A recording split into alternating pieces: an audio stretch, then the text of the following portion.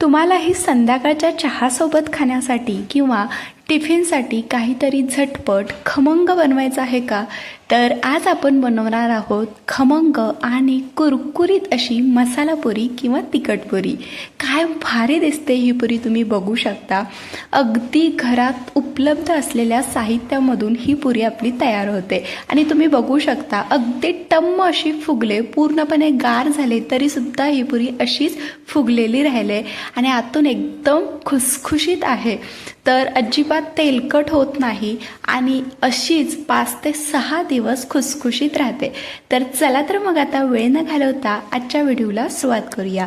तर त्यासाठी एका परातीमध्ये आपल्याला इथे 1 वाटी गव्हाचं पीठ घ्यायचं आहे. तर आज आपण गव्हाचं पीठ वापरून ही पुरी तयार करणार आहोत. तुम्ही याऐवजी मैदासुद्धा घेऊ शकता. तर त्याचबरोबर पुरीला छान खमंगपणा येण्यासाठी इथे मी सारख्याच वाटीने पाव वाटी बेसन घेतले. त्याचबरोबर अगदी पाव वाटी इतका आपल्याला बारीक रवा लागणार आहे. रवा घातल्यामुळे पुरीला छान कुरकुरीत आणि खुसखुशीतपणा येतो आणि अगदी आठवडाभर तरी ह्या पुऱ्या अशाच कुरकुरीत राहतात.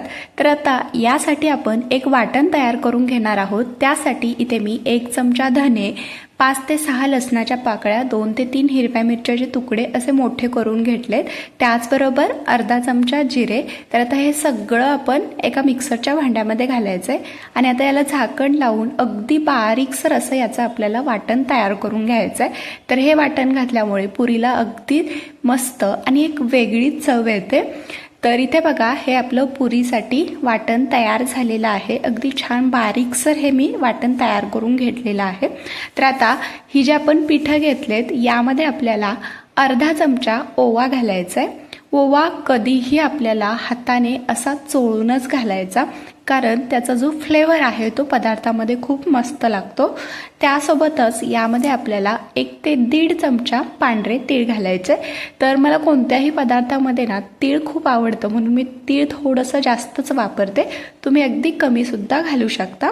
त्यासोबतच अर्धा चमचा लाल तिखट. यामध्ये आपण मिरचीसुद्धा घातली, त्यामुळे तिखट तुम्ही तुमच्या आवडीनुसार कमी जास्त करू शकता. त्यासोबतच चवीनुसार मीठ घालायचं आहे. अर्धा चमचा हळद. त्यासोबतच यामध्ये आपल्याला अगदी चिमूटभर हिंग घालायचं आहे, कारण यामध्ये बेसन आहे आणि कुणाकुणाला तेलकट खाल्ल्यामुळे पचनाचा प्रॉब्लेम होतो. त्यामुळे हिंग थोडंसं जरूर घालाल, कारण पचनासाठी ते खूप चांगलं आहे. आणि अगदी भरपूर अशी बारीक चिरलेली कोथिंबीर घालायची. त्याचबरोबर आपण जे तयार करून घेतलेलं वाटण होतं ते सुद्धा यामध्ये घालू. आणि आता हे जे सुखे जिन्नस आहे ते आपल्याला सगळ्यात आधी या पिठामध्ये व्यवस्थित मिक्स करून घ्यायचे. तर तुम्ही यामध्ये बारीक चिरून पालकसुद्धा घालू शकता किंवा बारीक चिरलेली मेथी जरी घातली ना तर ह्या पुऱ्या अजूनच चविष्ट आणि पौष्टिक होणार आहेत. तर इथे बघा, हे सगळं व्यवस्थित मी मिक्स करून घेतलंय. आता यामध्ये आपल्याला अगदी 2 ते 3 टीस्पून इतकं कडकडीत तेलाचं मोहन घालायचं आहे. तर तुम्ही बघू शकता तेल घातल्या पीठ जे आहे ते पूर्णपणे फेसाळलं गेलं आहे. याचाच अर्थ आपलं जे तेल आहे ते चांगलं गरम झालेलं. तर आता सुरुवातीला हे आपण चमच्याने मिक्स करून घेऊया, जेणेकरून हाताला चटके बसणार नाहीत. आणि आता चमच्याने मिक्स करून झालं की अगदी 2 ते 3 मिनटं तरी हे जे तेलाचं मोहन आहे ते पिठाला चांगलं असं हाताने चोळून घ्यायचं. तुम्हाला प्रत्येक व्हिडिओमध्ये मी सांगते की जेव्हा कधी आपण पिठामध्ये तेलाचं तुपाचं मोहन घालतो त्यानंतर ते हाताने अशा पद्धतीने चोळून घ्यायचं, म्हणजे कोणताही पदार्थ असो तो छान खुसखुशीत आणि कुरकुरीत तयार होतो. तर तुम्ही बघू शकता पिठाचा रंग थोडासा बदलला गेलाय आणि याची मूठ बनते, याचाच अर्थ तेलाचं मोहन अगदी परफेक्ट आहे. तर आता आपण यामध्ये अगदी थोडंसं पाणी घालत याचा घट्टसर असा गोळा तयार करून घ्यायचा आहे. अगदी जास्त पाणी नाही घालायचं आणि जास्त पातळसुद्धा पीठ नाही करायचं. त्यामुळे जर पीठ तुम्ही जास्त पातळ केलं तर पुरी तेलकट होण्याची शक्यता असते आणि मऊ पडते.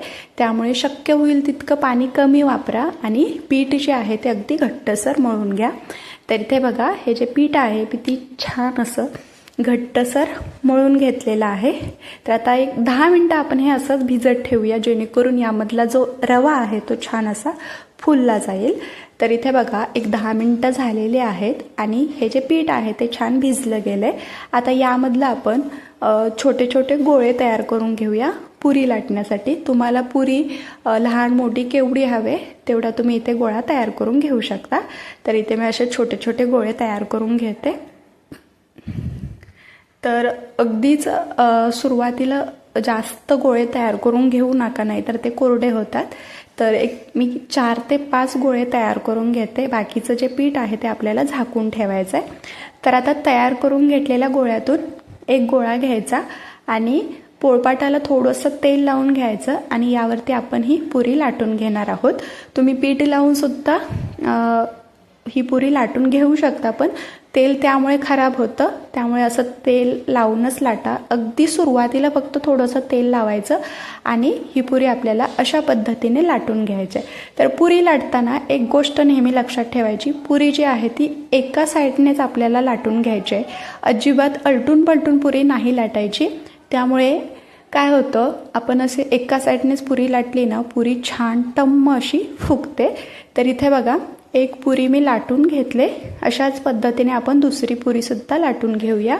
तर असे एक एक पुरी न लाटता तुम्ही मोठी चपाती करून वाटीने किंवा डब्याच्या झाकणाने तुम्ही याच्या पुऱ्या तयार करून घेऊ शकता. म्हणजे अगदी छान एकसारख्या पुऱ्या तयार होतात. तर इथे बघा, अगदी छान पातळसर अशी मी ही पुरी लाटून घेतले. तर सुरुवातीला मी अगदी 2 ते 3च पुऱ्या लाटून घेणार आहे, कारण पुऱ्या ज्या आहेत त्या सुकल्या की फुगत नाहीत. तर आता आपण लगेच या पुऱ्या तळून घेऊया. तर पुरी तळण्यासाठी इथे मी तेलसुद्धा गरम करण्यासाठी ठेवले. तेल चांगलं कडकडीत गरम करून घ्यायचं. तर हे बघा, अगदी पिठाची छोटीशी गोळी टाकून बघते, पटकन वरती येते. याचाच अर्थ तेल जे आहे ते अगदी छान गरम झाले. तर आता गॅस अगदी मध्यम करायचा. तेल चांगलं कडकडीत गरम असावं आणि ही पुरी जी आहे ते आपण तेलामध्ये सोडूया. तर पुरी तेलामध्ये सोडली की चमच्याने अशा पद्धतीने वरून तेल घालायचं, म्हणजे अगदी एकसारखी फुगली जाते आणि तळली जाते. तर बघा काय मस्त फुगले की नाही, छान अशी टमटमीत ही पुरी फुगले. तर आता अलटून पलटून अशीच आपण दुसऱ्या बाजूने सुद्धा तळून घ्यायचे. तर ही पुरी तुम्ही अगदी 5 ते 6 दिवस आरामात टिकवू शकता. तुम्ही जर बाहेर प्रवासासाठी जाणार असाल किंवा मुलांच्या डब्यामध्ये सुद्धा ही जर पुरी दिली ना, मस्त लागते. तर अगदी छान अशी आपली ही पुरी तळून तयार झाले. रंग बघा, अगदी सुरेख आला गेलाय, छान खुसखुशीत झाले, बघता क्षणी कळतं की नाही. तर आता हे एका झाऱ्यामध्ये काढून पूर्णपणे तेल काढून घ्यायचं आणि आता अशाच पद्धतीने आपण बाकीच्या सगळ्या पुऱ्या तळून घ्यायच्यात.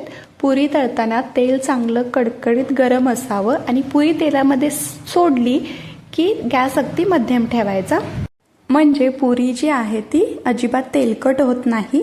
तर आता ही सुद्धा पुरी आपण झाऱ्यावरती काढून तेल जे आहे ते पूर्णपणे निथळून घ्यायचं. तर आता अशाच सगळ्या पुऱ्या तळून घेऊया. तर इथे आपली ही मस्त खमंग खुसखुशीत कुरकुरीत अशी मसाला पुरी किंवा तिखट पुरी तयार झाली. काय भारी दिसते, तुम्ही बघू शकता. रंग देखील अगदी सुरेख आला गेलाय, अजिबात तेलकटसुद्धा झाली नाही. तुम्ही बघू शकता, हाताला अजिबात तेल लागत नाही. तुम्हाला मी एक तोडून देखील दाखवते. बघा काय छान फुगले की नाही, आतमधून पूर्णपणे पोकळ आहे आणि अगदी खुसखुशीत झाले. गरमागरम चहासोबत, लसूण खोबऱ्याच्या चटणीसोबत किंवा अशी जरी ही पुरी खाल्ली ना, मस्त लागते. तर या पद्धतीने तुम्ही देखील अशी खमंग खुसखुशीत मसाला पुरी एकदा नक्की करून पहा. आणि आजचा हा व्हिडिओ तुम्हाला कसा वाटला हे देखील मला कमेंटमध्ये नक्की कळवा. व्हिडिओ आवडला असेल तर लाईक करा, चॅनलला सबस्क्राईब करा. पुन्हा भेटू अशाच एका नवीन आणि छानशा रेसिपीसोबत. तोपर्यंत धन्यवाद.